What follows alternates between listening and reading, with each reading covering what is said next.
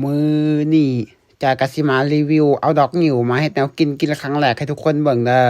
คือตั้งแต่เกิดมาจอยบ่เคยรู้บ่เคยเห็นว่าดอกงิ้วกินได้แล้วก็บ่เคยเห็นว่าคนลาวเอามากินแต่ว่าจอยเลื่อนโซเชียลช่วงนี้ฮอตฤดูดอกงิ้วดอกก็เลยเห็นยูทูบเบอร์ดังในประเทศไทยหรือว่าคนไทยหลายคนที่เขาเจ้าพากันไปเอาดอกงิ้วเพื่อมาเฮ็ดแนวกินจอยก็เลยว่าอยากลองกินเบิ่งครั้งแรกสักครั้งในชีวิตว่ามันสิเป็นรสชาติจังได๋แซ่บบ่แซ่บก็เลยต้องไปหา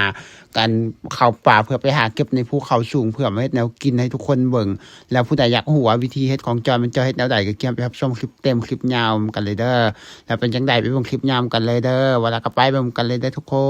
นสบายดีตอนเช้าทุกคนตื่นเช้ามามื้อนี้จอยก็คือเกียมสิมาเฮ็ดกินเอาดอกนิ้วมาแกะเผื่อสิไปทอดน้ำมันแบบว่าไปทอดน้ำมันเพื่อมากินครั้งแรกให้ทุกคนเบิ่งเด้อคือจอยเลื่อนโซเชียลช่วงนี้มันเห็นคนดังในประเทศไทยหลายคนพากันไปหาเก็บดอกนิ้วเพื่อเม็ดแนวกินเพราะว่าช่วงนี้เป็นช่วงฤดูที่ดอกนิ้วป่าดอกแบบนี้นะจอยก็เลยแบบว่าต้องขึ้นภูขึ้นผาเพื่อไปหาเก็บดอกนิ้วผู้ใดเคยเห็นคลิปก่อนหน้านี้ที่จอยขึ้นภูขึ้นผาไปเก็บก็สิรู้เลยว่าจอยไปเก็บลำบากส่ำใดแล้วมื้อนี้ตัดมาเป็นคลิปที่2ครับมื้อที่2จอยก็เลยต้องมาเกียมปอกเอาถังในเพื่อสิไปทอดน้ำไปจุบแป้งแล้วก็ทอดน้ำมันให้ทุกคนเบิ่งเด้อเพราะว่าเป็นครั้งแรกเลยจอยก็บ่ฮู้ดอกว่ารสชาติมันขมหรือว่าหวานหรือว่าจังไดก็บ่ฮู้แต่ว่าเห็นในประเทศไทยมันเขาเจ้าเอามาทอดหรือว่าเอาไปเฮ็ดน้ำเงี้ยวอิหยังแบบอิหยังหลายอย่างนี่แหละแต่ว่าจอยมื้อนี้จอยสิมาเฮ็ดแบบวิธีง่ายๆก็คือเอามาแกะเอาถังในมันแล้วก็สิเอาไปล้างน้ำแล้วก็สิไปใส่แป้งแล้วก็สิไปทอดน้ำมันแบบนี้นะทุกคนแต่ว่าจอยเห็นแบบบางคลิปคือจอยเห็นจะเป็นอันพี่แพทย์เด้อเป็นแพทย์อันลูกกะเหรี่ยงนะทุกคนลาวมันจะเอาอันนี่กลีบดอกสีแดงนี่แหละไปทอดกินเพราะว่าจอยเห็นหลายคนบอกว่ากินบ่ได้แต่ว่าจอยเห็นอันพี่แพทย์ว่ากินอันกลีบดอกมันได้ว่าซั่นจอยก็เลยว่าจะลองเอาทั้งกลีบดอกแล้วจะเอาทั้งถังในมันไปกินทั้ง2อย่างนำกันเลยว่ามันจะเป็นกินหรือบ่เป็นกินก็สิลองกินเบิ่งแล้วจอยคิดว่ามันน่าจะกินได้ดอกเพราะว่าก็คือว่าแหละแนวในเมื่อมันกินได้แล้วก็น่าจะกินได้หมดก็คือจังต้นมะกะหงนั่นแหละคือเบิ่งเขาอันกินได้อันหมากถึงมากินได้ถึงต้น อันนี้ก็น่าจะคือกันอันนี้จอยก็คือหลังจากเอาแกะมาได้พอแล้วทุกคนต่อมาจอยก็ต้องมาล้างน้ำแล้วก็จะเอาออกอันดอกมันที่อันเป็นหมุนๆติดบอนอันมันเป็นคือนิ้วมือแจ้งแฉงๆแบบนี้นะทุกคน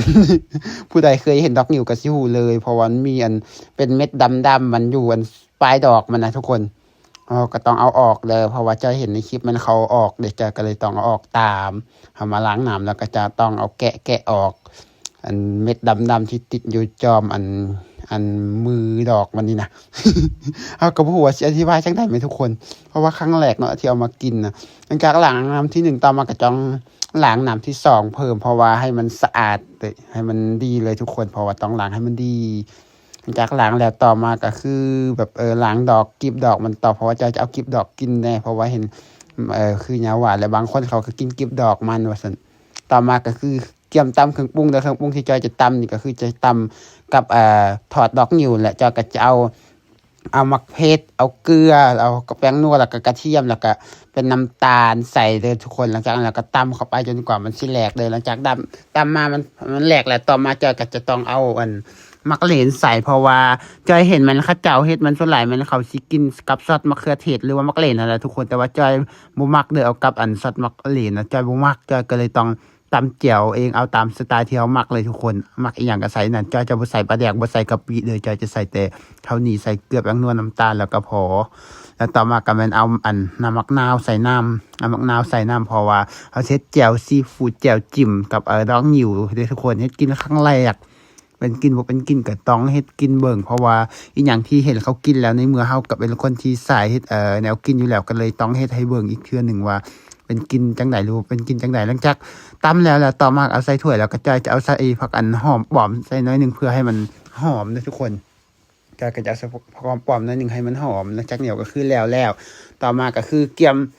เอาดอกงิ้วมาใส่ในซามเพื่อจะเอาแป้งมาใส่ด้วยทุกคนเอาแป้งมาใส่เกียมจิทอดแต่ก็คือจะเอาแป้งทอดมาใส่เพราะว่าจอยกับแม่นทุกคนฮู้บ่คือจอยถ่ายคลิปโตอันวันใส่แป้งทอดนี่มันจอยตอนจอยเอาแป้งทอดใส่มันจอยบ่ได้ถ่ายนะทุกคนมันจอยได้กดหยุดสรุปแล้วก็คือจอยบ่ได้ถ่ายตอนจอยเอาแป้งทอดอันใส่ให้เบิ่งเด้อหลังจากนี้ต่อมาจอยก็ต้องเอาหม้อมาลงแล้วก็เอาน้ำมันใส่มันหลายเลยทุกคนเวลาจะทอดแนว อาหารการกินแบบเหนียวก็จะต้องใส่น้ำมันมันหลายเลยใส่มันหลายเท่าที่จะพอนะทุกคนเอาใส่ลงไปมันเหลือจังเอาไว้เพิ่มแบบเอาไว้ใหม่แบบนี้นะเฉพาะน้ำมันอันนี้ครับก็คือจะต้อง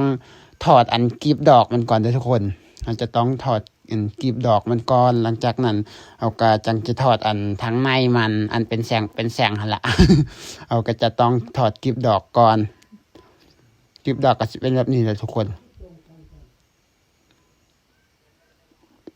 จอยจุบน้ำมันจอยจุบอันแป้งทอดแล้วเลยทุกคนหลังจากนั้นจอยก็จังต้องมาถอดแบบนี้หลังจากถอดไม่มันกรอบแล้วต่อมาจอยก็ต้องเอาอันเล็กมาสู่เพื่อตักออกมันกรอบแล้วก็คือจะต้องเอาออกหลังจากเอากลีบดอกมันออกแล้วต่อมาก็จะต้องถอดอันโตอันทั้งในมันเพิ่มอันโต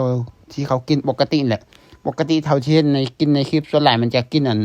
ตัวทั้งในนี่แหละทุกคนในตัวที่จอยเอามาถอดรอบหลังนี่แหละเพราะว่ากับดอกส่วนใหญ่มันเขาจะบ่กินเขาบอกว่ากินบ่ได้ว่าซั่นแต่ว่าจอยเห็นนะว่าแหละบางคนก็กินจอยก็เลยว่ากินทั้งสองเลยบ่เป็นหยังดอก มีพี่น้องอยู่หวานหลายคนอยู่บอกว่าจอยจะเป็นหยังคือไปกล้ากินเห็นเขากินแล้วกินนำระวังมันเบื่อเด้อจังสันจังสีแต่ว่าก็คือว่าแหละทุกคนเผื่อคลิปเนาะเบื่อบ่เบื่อก็ต้องลองเบิ่ง เพราะว่าเห็นเขากินก็เลยว่าคิดว่าน่าจะบ่เบื่อดอกก็อยากลองกินเบิ่งก็เลยต้องมาให้กินนะทุกคน เพราะว่าเขากินได้เขาก็ต้องกินได้ คันเขาตุ้ยเขาก็ตุ้ย อันเดียวก็คือทุกคนถอดไปถอดมาแบบหลายเถื่อแห้งกว่าสิหมดเพราะว่าจอยมันหลายนะทุกคนอันที่จอยแกะมาโคตรหลายเห็นคนอื่นเขาเฮ็ดมันเฮ็ดแต่น้อยเดียวตามพิธีแต่สำหรับจอยมันเฮ็ดหลายเลยให้มันกินให้มันขุม เฮ็ดครั้งแรกเฮ็ดโคตรหลายเลยทุกคนถอดโคตรหลายเลย ก็คือจะประมาณนี้แหละทุกคนจากเนี่ยก็คือถอดแล้วต่อมาก็คือเกี๊ยมจะกินเด้อจอยก็ต้องเอาพานมาลงแล้วก็เอาใบตองมาฟูแล้วก็เอาแจ่วน้ำจิ้มใส่อันน้ำจิ้มจอยก็คือจะมี2อันโดยกันอันสีดำมันจะเป็นน้ำจิ้มมันซีฟู้ดเที่ยวซื้อมาจากตลาดแต่ทุกคนจอยกินบ่ถึกปากดอกแต่ว่าอายของจอยมันเราเราสิกินตัวนี้เราก็เลยเอามาใส่แบบนี้แต่ว่าเวลาถ่ายคลิปมันอายของจอยเราจะบ่ถ่ายเด้อเราจะให้จอยถ่ายคนเดียวเพราะว่าเราช่วงนี้ผมเรายังบ่ทันยาวเทื่อเราบ่อยากถ่ายคลิปน่าอายว่าซั่นเราก็เลยต้องถ่ายตัวเฮาคนเดียว อันนี้ก็คือทุกคนเราก็คือหลังจากนี้ก็ลองซิมเบิ่งคำแรกทุกคนว่าเป็นจังไดซิมเบิ่งรู้สึกว่าทุกคนแซ่บแฮงคำแรกคือแซ่บแฮงเลยแหละแต่ว่าก็กินไปเรื่อยๆกินไปเรื่อยๆจนกว่ามันสิหมดแล้วทุกคนคือเป็นครั้งแรกที่เราเฮ็ดกินเองก็คือแซ่บอยู่ได้ทุกคนแต่ว่าฮู้บ่หลังจากเขากินแล้วเท่านั้นแหละ จอยกับอ้ายพากันกินหลายเกินไปหรือบ่หรือว่าจังไดวะกินเข้าไปโดนกินเข้าไปบัดหมดมาแล้วรู้สึกเพลียน้อยหนึ่งทุกคนมันรู้สึกเมื่อยๆเพลียๆน้อยหนึ่งบ่ฮู้ว่าเป็นอีหยังเป็นย้อนเฮาบ่เคยกินจักเทื่อบ่เฮามากินครั้งแรกเลยบ่หรือว่าจังไดวะมันกินเข้าไปแบบอันอิ่มแล้วมันรู้สึกเพลียๆน้อยหนึ่งเฮาต้องได้นอนพักผ่อนหลังจากนั้นแล้วจังไปต่อได้แม่ทุกคนมันบ่ฮู้ว่าจอยก็บ่ฮู้ว่าจะอธิบายจังได ผู้ใดเคยเป็นแบบนี้เนี่ยก็คอมเมนต์บอกใจได้สำหรับผู้ใดที่เคยกินหรือว่าบ่เป็นก็คอมเมนต์ได้แล้วพบกันใหม่คลิปหน้าสำหรับคลิปนี้ขอจบสำนี้ไว้แล้วก็บ๊ายบาย